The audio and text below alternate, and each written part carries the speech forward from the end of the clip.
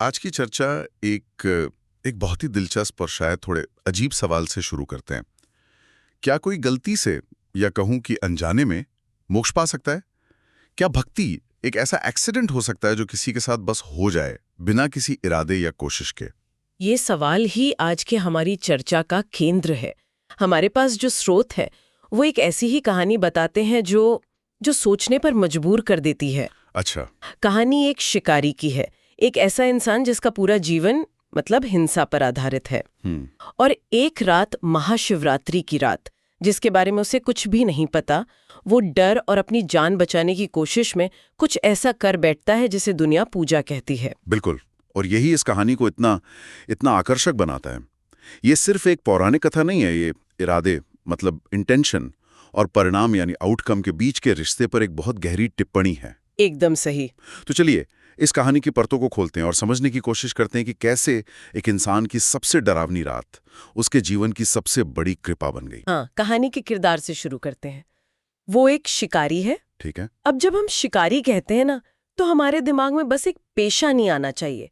शोध बताते हैं कि उसका स्वभाव ही कठोर हो चुका था। मतलब हिंसा उसकी आदत बन चुकी थी। आदत थी, उसकी पहचान थी। जानवरों को मारना उसके लिए सांस लेने जैसा था, रोज की बात। उसके मन में दया या धर्म जैसी बातों के लिए कोई जगह ही नहीं थी। और यही बात किरदार को इतना मजबूत बनाती है। वो कोई पुण्यात्मा नहीं है जो भटक गया हो। नहीं, बिल्कुल नहीं। वो अपनी दुनिया में पूरी तरह से मग्न है। और कहानी का दिन है महाशिवरात्रि। लेकिन उसके लिए ये कैलेंडर की कोई और तारीख है, शिकार का एक और दिन। उसे इस दिन के आध्यात्मिक महत्व का कोई अंदाजा नहीं है, जरा भी नहीं। बिल्कुल। और विडंबना देखिए, वो दिन उसके लिए शिकार के लिहाज से बहुत खराब जाता है। अच्छा। वो सुबह से शाम तक जंगल में भटकता है, लेकिन उसके हाथ कुछ नहीं लगता। अब उसकी हालत की कल्पना कीजिए। भूखा प्यासा थका हुआ। हाँ, और दिन भर की मेहनत से बुरी तरह थका हुआ है और हताशा में जंगल के इतने अंदर आ गया है जहां से लौटना मुश्किल है। यहीं से कहानी का वो मनोवैज्ञानिक पहलू शुरू होता है। हाँ। सूरज डूब रहा है और जंगल का माहौल बदल रहा है। दिन में जो जंगल उसका इलाका था, रात में वही जंगल एक अनजान और खतरनाक जगह बन जाता है। बिल्कुल। हमारे स्रोत में जंगली जानवरों की आवाजों का जिक्र है, शेर की दहाड़, भेड़ियों की डरावनी आवाजें। और ये सिर्फ भारी खतरा नहीं है, ये उसके मन पर एक गहरा दबाव बना रहा है। आपने सही कहा, ये उसके अहंकार के टूटने की शुरुआत है। दिन का राजा जो किसी भी जानवर को अपने तीर से गिरा सकता था, अब खुद एक शिकार की तरह महसूस कर रहा है। हाँ, असहाय और डरा हुआ। उसकी सारी बहादुरी, सारा घमंड रात के अंधेरे में गायब हो रहा है। और इसी डर से बचने के लिए वो एक ऊंचे पेड़ पर चढ़ जाता है। उसे लगता है कि ये सबसे सुरक्षित जगह है। और यहीं पर कहानी का सबसे बड़ा संयोग या कहें कि कॉस्मिक सेटअप सामने आता है। कि वो पेड़ बेल का है। हाँ, वो पेड़ बेल का है और ठीक उसके नीचे एक पुराना स्थापित शिवलिंग है। शिकारी को इस बारे में कुछ नहीं पता। उसके लिए तो वो बस एक पत्थर है, अगर उसने उसे देखा भी हो तो। और यहीं से अनजाने में उसकी पूजा शुरू हो जाती है। एक ऐसी पूजा जो किसी किताब में नहीं लिखी, किसी पंडित ने नहीं सिखाई, बल्कि जो डर और जिंदा रहने की जरूरत से पैदा हुई। महाशिवरात्रि की पूजा के जो मुख्य अंग है वो एक एक करके पूरे होने लगते हैं बिना उसके जाने। चलिए इस पे थोड़ा रुकते हैं क्योंकि ये हिस्सा कमाल का है। सबसे पहले जागरण। हाँ।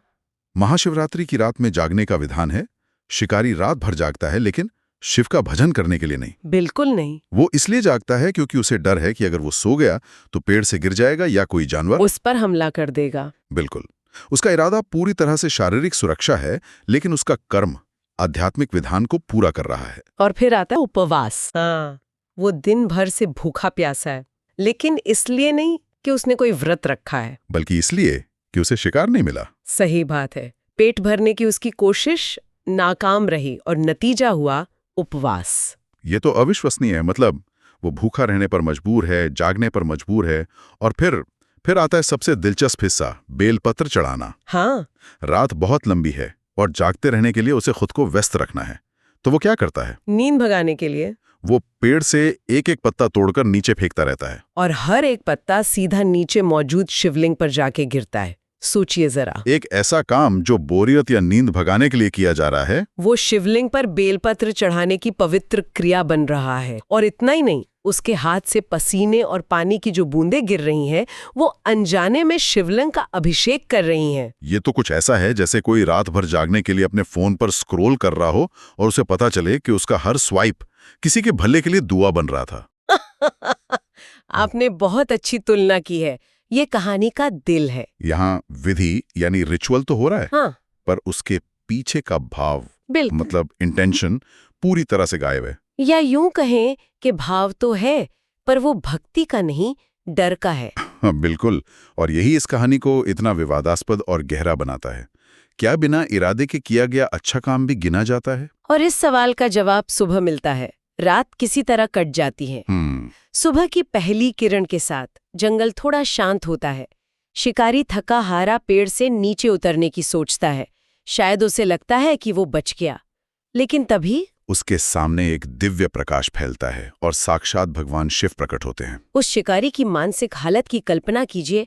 रात भर का भूखा प्यासा डरा हुआ इंसान। उसे तो यही लगा होगा कि या तो वो सपना देख रहा है या भूख और थकान से उसका दिमाग काम करना बंद कर गया है। सही बात है।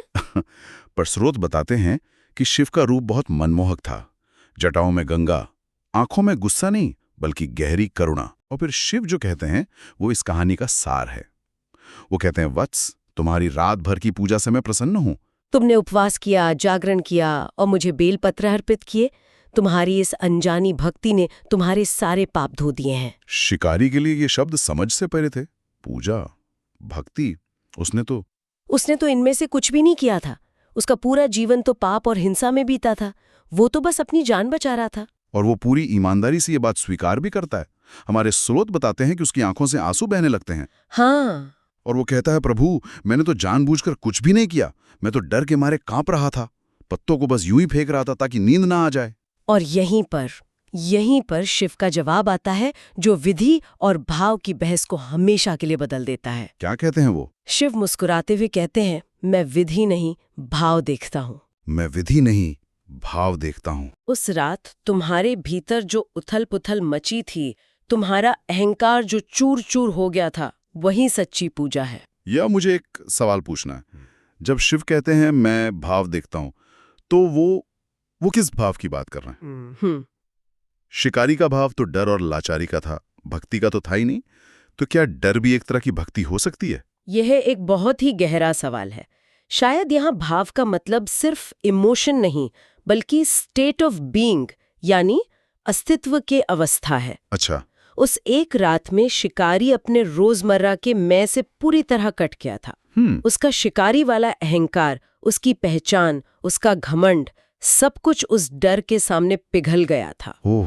वो सिर्फ एक असहाय प्राणी था जो ब्रह्मांड के सामने अपनी नश्वरता को महसूस कर रहा था। मतलब एक तरह की ईगो डेथ जो योगी और संत सालों की तपस्या से हासिल करने की कोशिश करते हैं, वो उसे एक रात के गहरे डर ने अनुभव करा दिया। हाँ, बिल्कुल, यही क्रांतिकारी विचार है।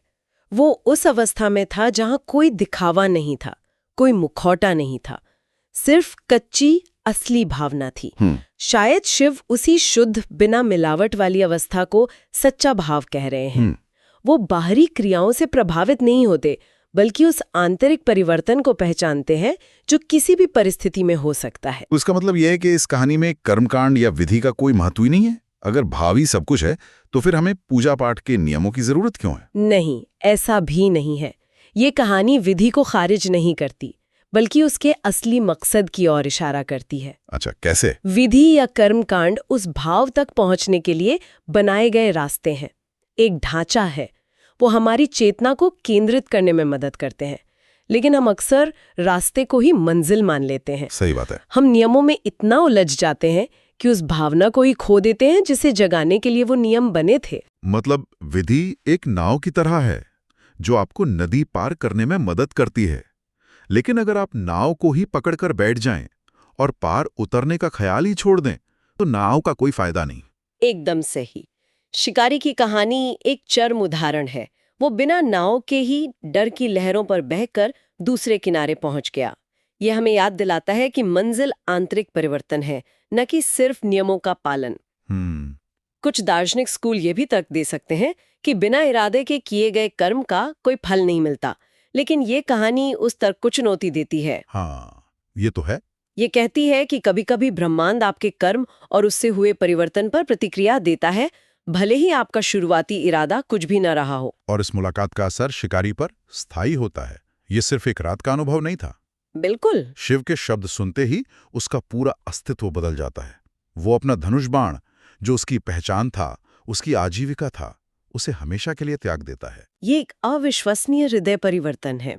स्रोत में एक बहुत खूबसूरत पंक्ति है, जिसने जीवन भर प्राण लिए थे, वही अब प्राणियों की रक्षा करने लगा। वाह! उसका पूरा जीवन 180 डिग्री घूम जाता है।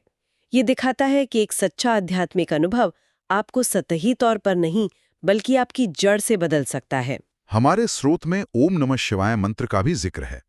उसे सिर्फ कुछ शब्द नहीं, बल्कि अपने अंदर के अंधेरे को रोशनी में बदलने का संकल्प बताया गया है। हाँ, ये बात यहाँ कैसे जुड़ती है? शिकारी ने तो कोई मंत्र नहीं जपा था। उसने शब्दों से मंत्र नहीं जपा, लेकिन उसकी पूरी रात की पीड़ा और सुबह का अनुभव उस मंत्र का एक जीवंत उदाहरण बन गया। अच्छा। उसने अनजाने में ही अपने भीतर के अंधकार, जो उसकी हिंसा, कठोरता और अज्ञानता थी, को शिव की करुणा की रोशनी में बदल दिया।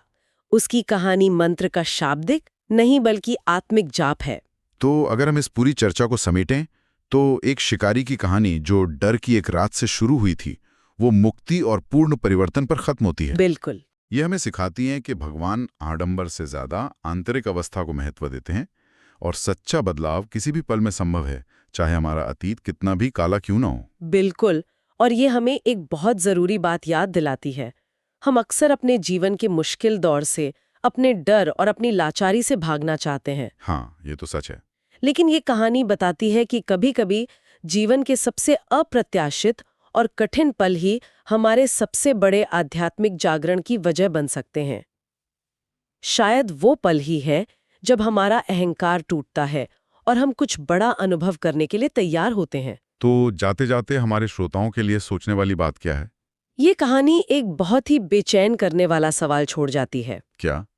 अगर अनजाने में, बिना किसी पुण्य कमाने के इरादे के, सिर्फ मजबूरी में किए गए कामों का इतना गहरा और सकारात्मक नतीजा हो सकता है, तो फिर पूरे होश, पूरी चेतना और सच्चे भाव से किए गए छोटे छोटे कर्म हमारे और दूसरों के जीवन में कितना बड़ा बदलाव लाने की ताकत रखते होंगे। ये तो बहुत गहरा सवाल है।